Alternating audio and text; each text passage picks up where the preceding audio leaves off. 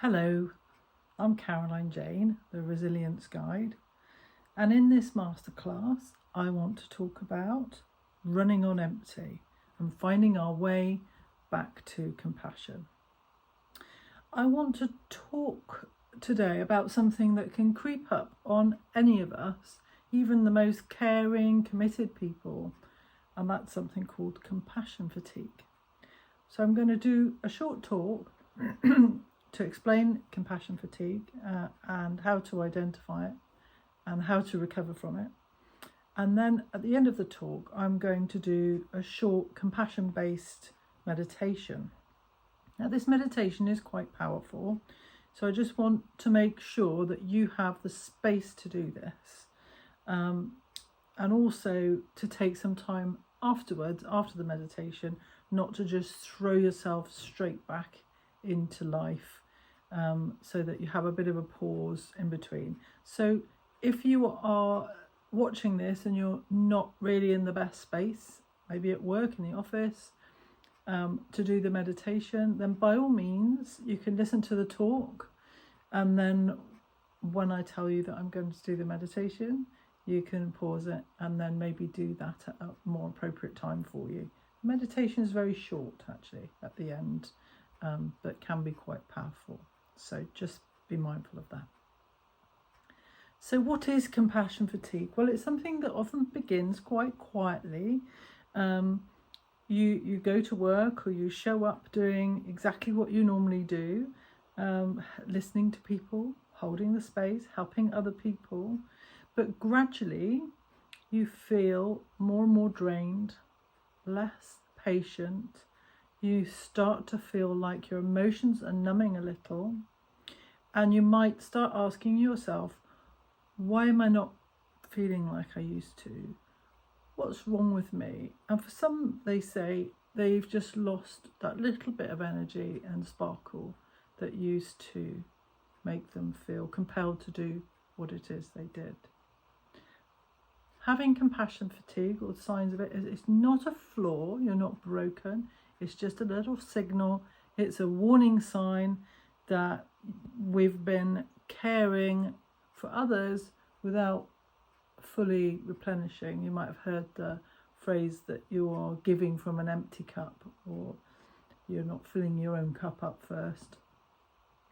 So you need a bit of replenishment, and it's very common in the caring and helping professions and public servants, but equally it's not just about those people whose profession it is to help others.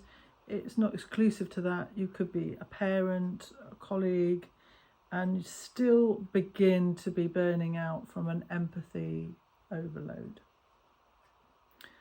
There's a saying that burnout is from doing too much, but compassion fatigue is from feeling too much, or perhaps being asked to feel too much. It happens when we're exposed to ongoing stress or trauma, especially when we're holding a pain that we can't always fix. And this was certainly my experience. I definitely burnt out at work from doing too much, trying to do too much, doing several people's jobs. But the compassion fatigue that I had came about through a very dark sense of humour. I'm going to talk about that in a minute. That was, it just got darker, and I lost my sparkle, and people said, my husband in particular, you're not the same person you once were. That was my experience of it. I didn't stop caring per se, but I definitely cared a bit less. And having been exposed to some really serious incidents and trauma, I think then it made things at home that weren't as serious feel a bit trivial, and you need to watch out for that. So what do we do? As I mentioned, dark humour, it's something that many of us turn to or have turned to, and actually it's a good thing. It's a coping strategy. Laughter is a great release of pressure. It's like a pressure valve, and it also gives our nervous system a bit of a break. I have to say, in some of the darkest moments, I've had some of the biggest laughs, and possibly not always appropriate, but as I say, this is a pressure valve, and it also creates a camaraderie with those that you are working with, and it helps us to digest some difficult emotions. But there is a bit of a tipping point when dark humour becomes just too dark, and when it flips into a cynicism. The permanent lens that distorts everything then into kind of ridicule or hopelessness. The humour no longer protects us. It becomes a little bit corrosive, where we get to a point where we see the bad in everything and we think, what's the point? And so cynicism isn't just a mindset. It can be a sign of depression, and it signals that our systems have gone from trying to cope with everything to a sense of beginning to disconnect from everything. And that's why this matters, because compassion isn't a luxury. It's not a nice thing to have. It is how we stay human. So having a look at some of the science around compassion and what it means in relation to us being humans.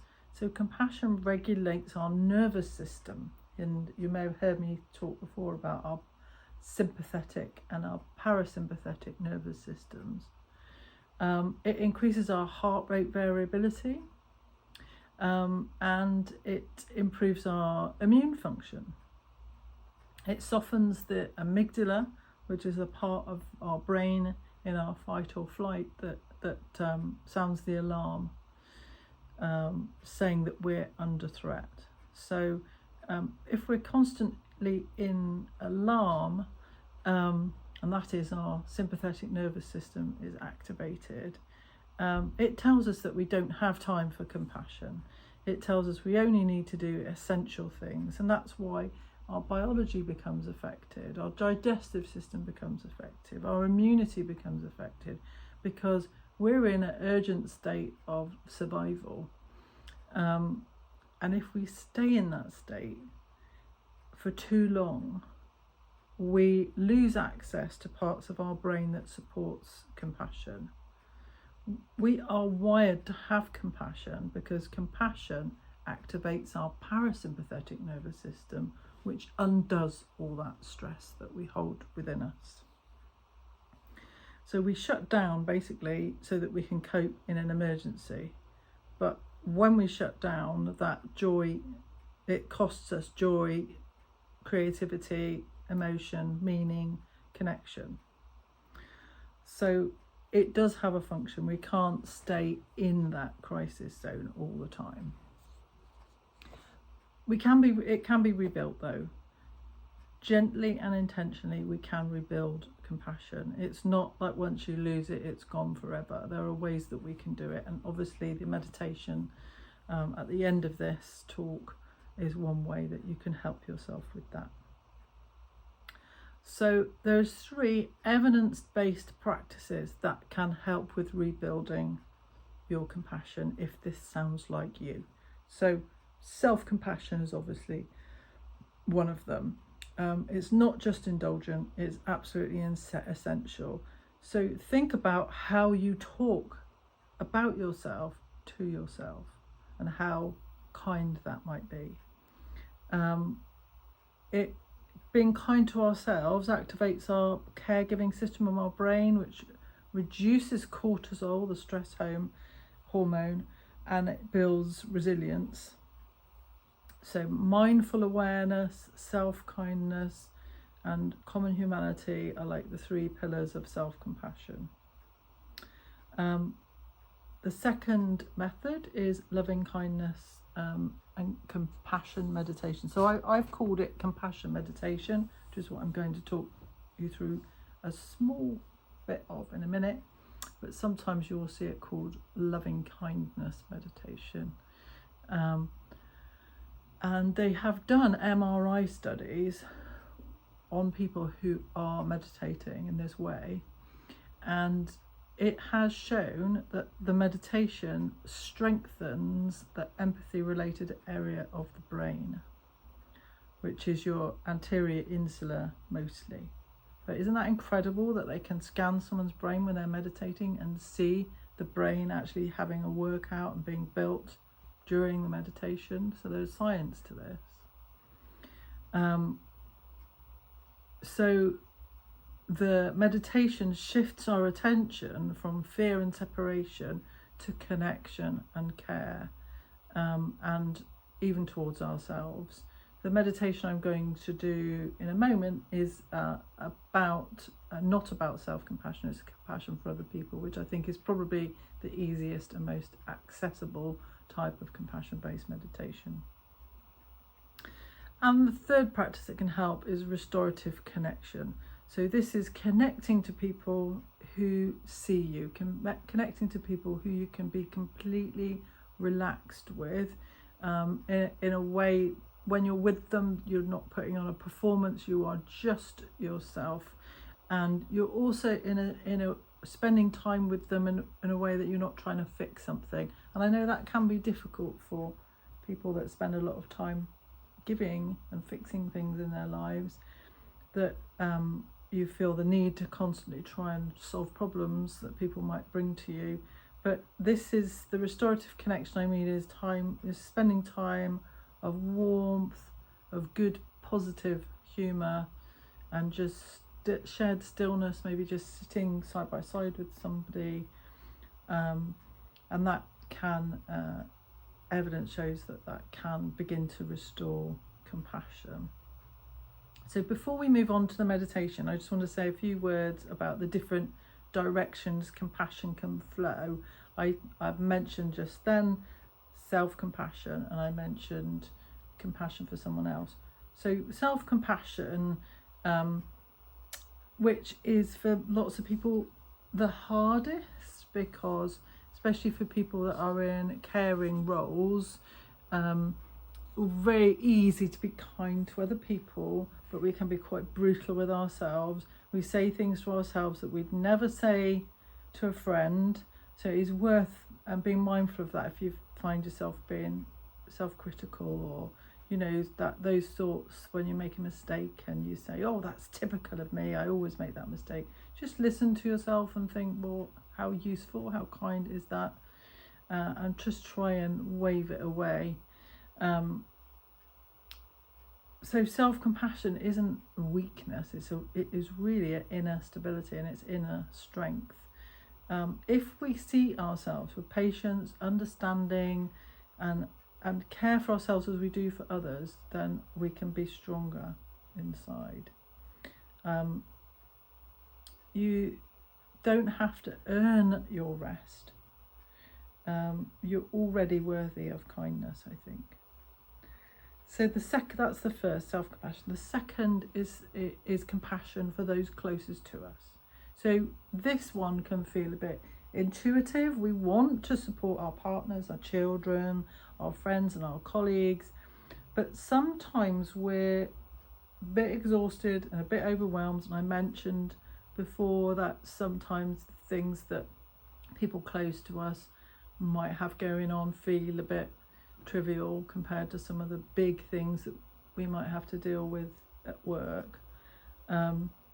And when that happens, sometimes the people closest to us get the least of our care. So being compassionate with those closest to us it means just being there. It means a presence. It doesn't mean about fixing. It's more about listening, softening, choosing empathy, even when we're stretched really thin. It also means setting boundaries, because compassion does not mean self-sacrifice. It means seeing someone's struggle and choosing to respond to that with care rather than just collapse. So the third type of compassion, which I had to work a lot on and have continue to do so. I have to say, it's a journey. This is a compassion for strangers or for people who really challenge us, maybe people that have hurt us. This is the big one. Is it possible to extend compassion to people we don't know, or to people that we've judged or don't like? And this doesn't mean condoning them. So what compassion asks is, what might this person have been through, or what have they experienced that has brought them to this place? I can remember we were talking about a particular world leader who we didn't like very much, and somebody said, "Oh, I wish we could just hire an assassin and get rid of them, shoot them, and then the world would be a better place." And I just thought about this for a minute, and I thought, well, how has that person, that world leader, ended up like that? And I found myself not wishing for them to just die, because I knew actually I wouldn't solve anything. There's going to be someone to replace them. What I wished for them was that they would see the light, wake up one morning and think, gosh, the decisions I'm making are awful. I need to be kind. And I was aware that whatever brought them to this unkind place was potentially some harm that they'd had themselves in the past. So it is a big one, but if you can wish well your enemies, I guess is what I'm saying, then you're at the peak of healing your compassion. Always ask, is there some suffering behind their behaviour? And then it offers us the chance to release ourselves from bitterness or tension that maybe is stuck with us. So it's not just about freeing them from your anger or wrath, but it's about freeing ourselves as well, if that makes sense. There's a wonderful organisation or initiative called the Forgiveness Project, which works a lot on compassion for people who have done us harm. Very worthwhile. So finally, if any of this resonates with you and you've been feeling a bit weary or a bit numb or a bit detached, just know that you're not broken, you're not failing, you're just running on empty or close to empty. And your ability to care and to care well for people hasn't disappeared. It's just resting and it's waiting for all the right conditions, and then it can return. Okay? So, I am now going to start with a meditation. So if you're not in completely the right place to go into a compassion-based meditation, then this is the time to push pause, and you can pick up this later. But I would encourage that you do pick this up. I would say a little warning for some people that I've taken through this compassion-based meditation, notably police officers. Actually, they found it quite emotional, even though it's a very short meditation. So it's really important that if you're going to do this, you're in a psychologically safe space for this. Does that make sense? Okay. So this is a compassion-based meditation. I'd like you to make sure that you're in a safe space, a quiet space, somewhere where you can close the door and tell people not to disturb you for a little while, and for a little while after the meditation too. I'd like you to turn off your phone or put it away from you in another room, ideally, so it won't disturb you. And find yourself a comfortable chair to sit in. This is a seated meditation. A chair where you can sit and you can put both feet flat on the ground if possible. So, with both feet flat on the ground. Make sure you're comfortable and your back is supported. We're going to begin.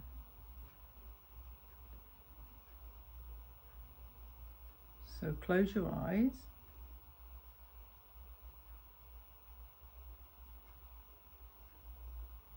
And I want you to feel your feet on the floor and ground them. If you don't know what that means, I want you to imagine either that you're wearing really heavy concrete boots, or that you have roots growing from the bottoms of your feet through the floor of wherever you are and into the earth, all the way to the centre of the earth, completely connecting you to the earth as you're sitting down. Your feet might start tingling a little. Feel the ground beneath the soles of your feet.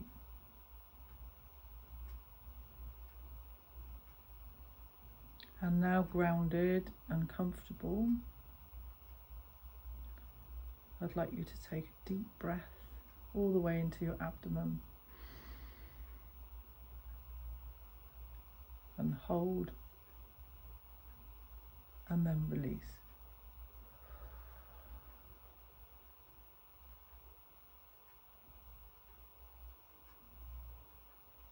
And then another deep breath into your abdomen and hold and release.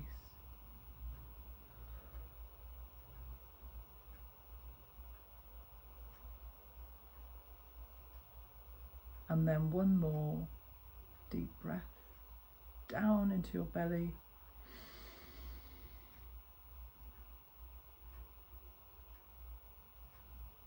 and let go.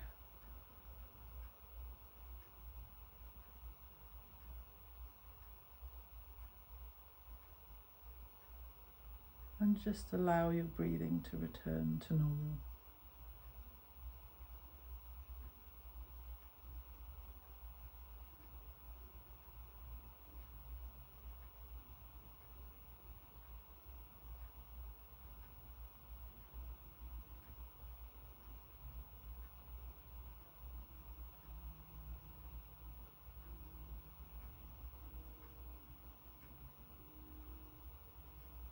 Just be aware of your breath now. And if you can, imagine that you're breathing in through your heart space and out through your heart space. So just take a moment to refocus your breath in through your heart and out through your heart.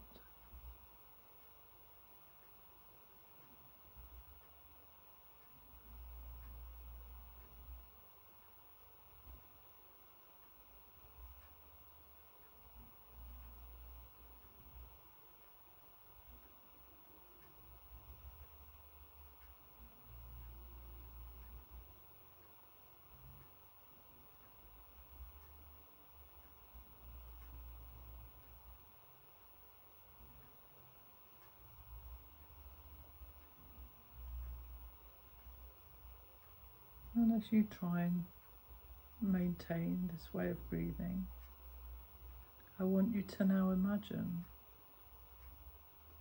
that sitting opposite you in a chair identical to the one that you're sitting in is a person. And this person is someone close to you that you know and love, someone that's currently living,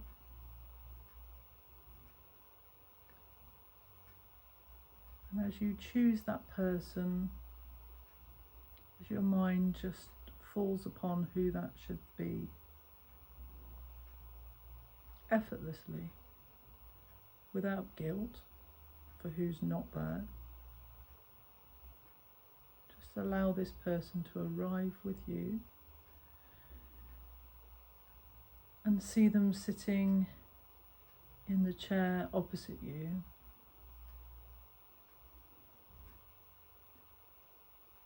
And I'll give you some time just to allow that to settle.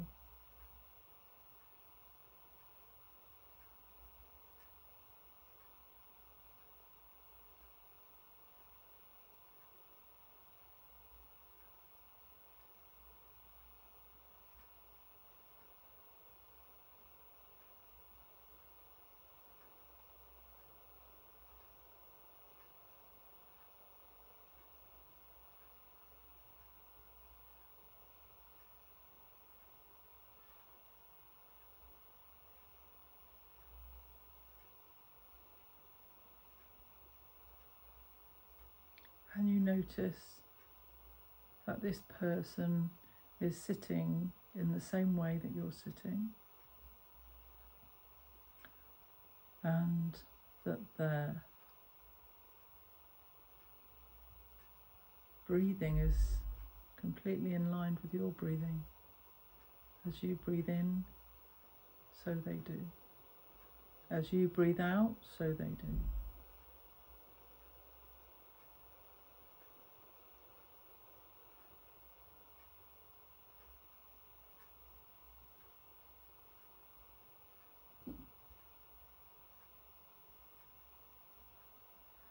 And you say to this person in your mind, may you be happy.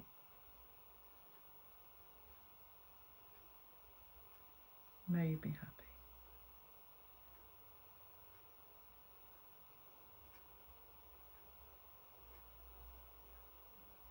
And you say to this person in your mind,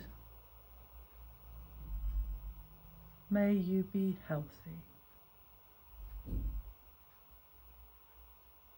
May you be healthy.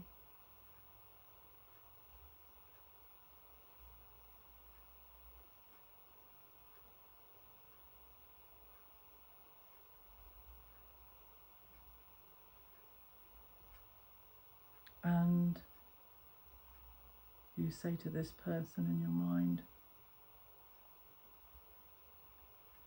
may you be at peace.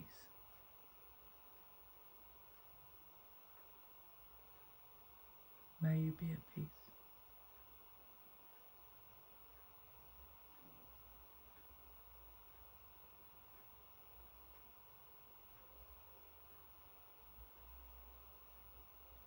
May you be happy.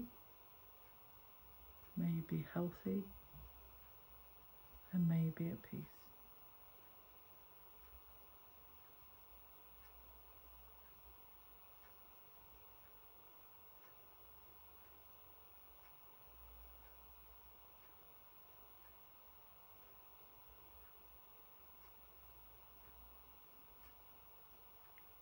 And you notice a small smile appear on the face of your loved one. They're right there.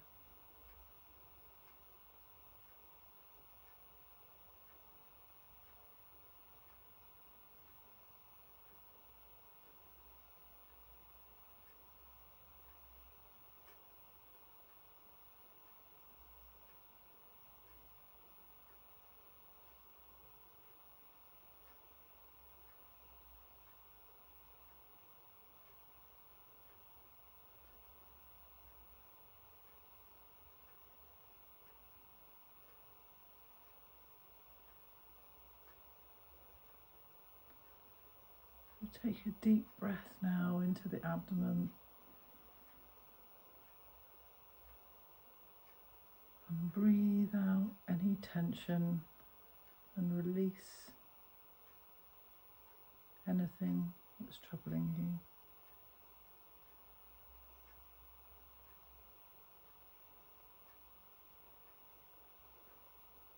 And slowly then become aware of the room you're in once more.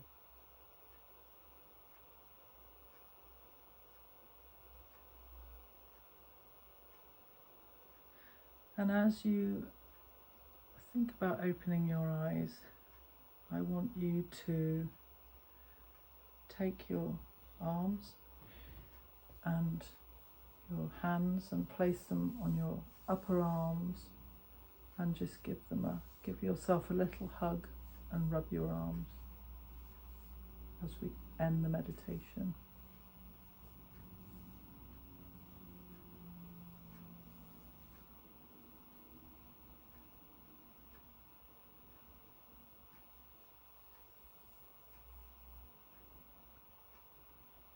So now take some time before returning to whatever it is you were doing before you started to listen to this. Give yourself 5 minutes. And I'd just like you to think about how that meditation made you feel. Did it begin a process of reconnecting for you?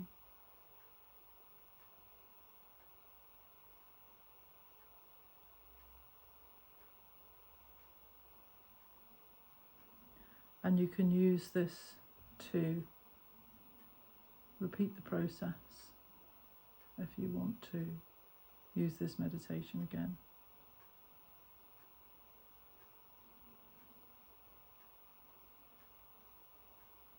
Thank you and well done. I have lots more meditations that you can find online, including meditations about self-compassion and eventually about compassion for strangers and those we don't even like. So hopefully you'll join me for those too. And I wish you very well for the rest of your journey. Thank you.